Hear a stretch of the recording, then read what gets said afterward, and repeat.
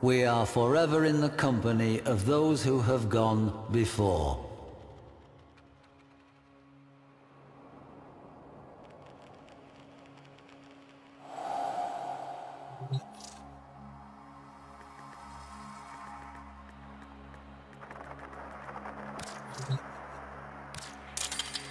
You must be insane. A pleasure to meet you. Nezha, the mercurial firemonger, the clarion of hope.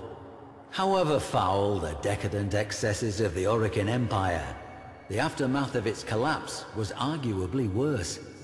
But the darkest times often give rise to the brightest legends. We've seen that happen often, haven't we? Tales of a being called Nezha predate the Orokin fall. They speak of a swift warrior who leaves trails of fire, summoning barbed spears from the very earth.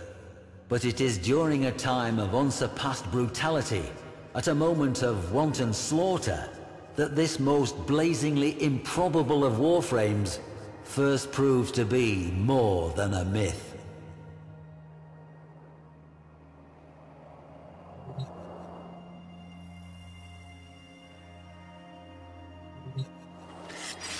This blade, a tongue of exquisite flame in cold metal, it was unearthed by a poor farmer of Reshantur as he followed his hulking plough beasts across fields he would never own.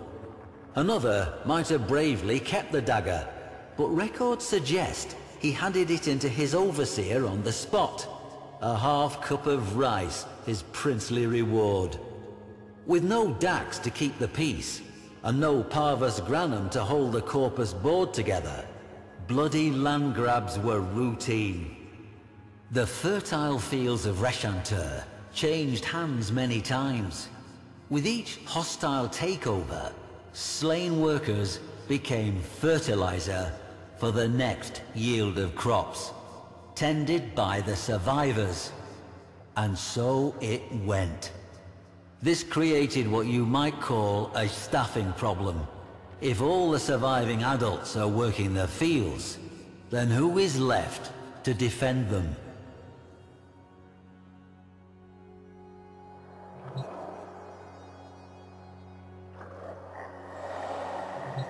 Children, that's who. This dismal little relic was once part of a Sayandana, shall we say. Though not of Orokin make, clearly. No, its young owner wove this from a fertilizer sack. There were many such capes found at the site, enough for an army. Mowers were expensive, you see. Children, they were cheap and plentiful. It made good business sense to arm them. Not the very youngest, of course, just the near adults. The still unbroken, those who understood the stakes. The young defenders of Reshantur took their duty seriously. They formed into a little clan, trained every day in the ruins of an old temple, and even made themselves a uniform of sorts, part of which you see before you now. But this humble cape was modelled on something even older. The Sayandana of Nezha himself, displayed here, before you.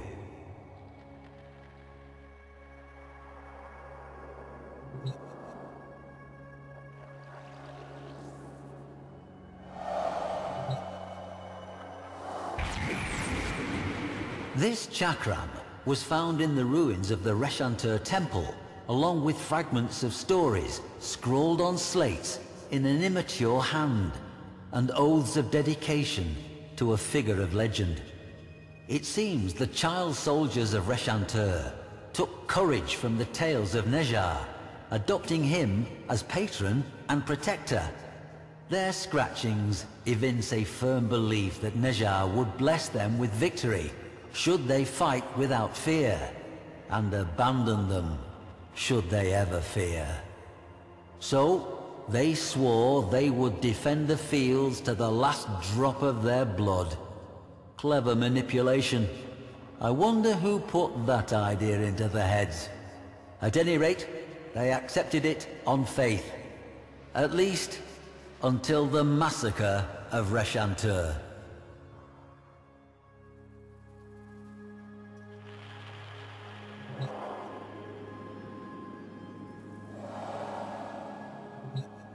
This spear, modelled on Nezha's own, was found buried in scorched soil. Note the size.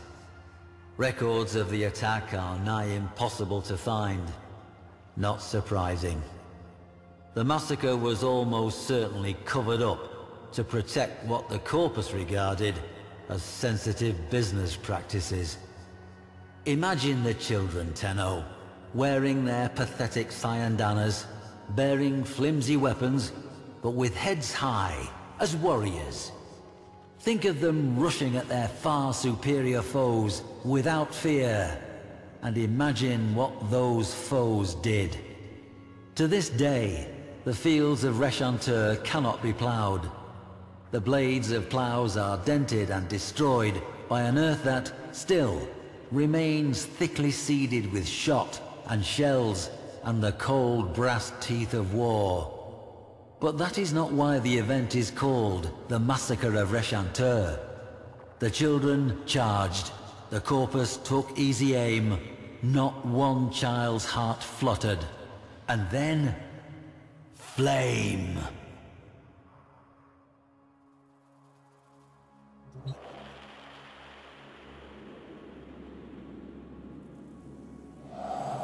The Corpus surveyor, Yena Zasperin, says she found a solitary child wearing this helmet in the midst of a charnel field of remains. But they were the remains of Corpus troops, some dismembered, some impaled, all burned. Nezha did it, the boy said calmly. He flew down from the sky and tore the enemy asunder with wheels of flame. When a child fell, he would raise them up again. Nezha moved quick as a scimitar, and the earth burned where his feet touched. Now the others had gone with Nezha, part of his celestial army. The boy had stayed behind to tell the story. To Zasperin, the boy was merely traumatized. The massacre, probably a mutiny within the Corpus ranks. But Reshantur has been excavated, and every single one of the thousands of blackened bones that were gene-tagged had belonged to an adult.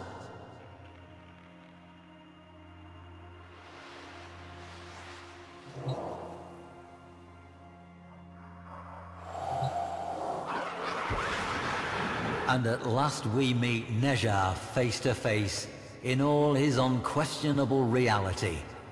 Did this Warframe model itself on the myths to take on the mantle of a mythic hero, or were the myths left in the Warframe's wake, a blazing trail to light the way? History will always be some manner of educated guesswork, and occasionally one of faith. Perhaps in some deeper stratum, we will find the lost children of Reshantur, sad little clusters of bones, not saved at all. But I have faith we will not. I leave you with this. Why do you suppose it was the child soldiers that Nezha chose to protect? Any war has its innocent casualties, but these seem to have called to him. What could a Warframe, a lethal specialist warrior, possibly have in common with a child? That riddle, I fear, must remain a riddle.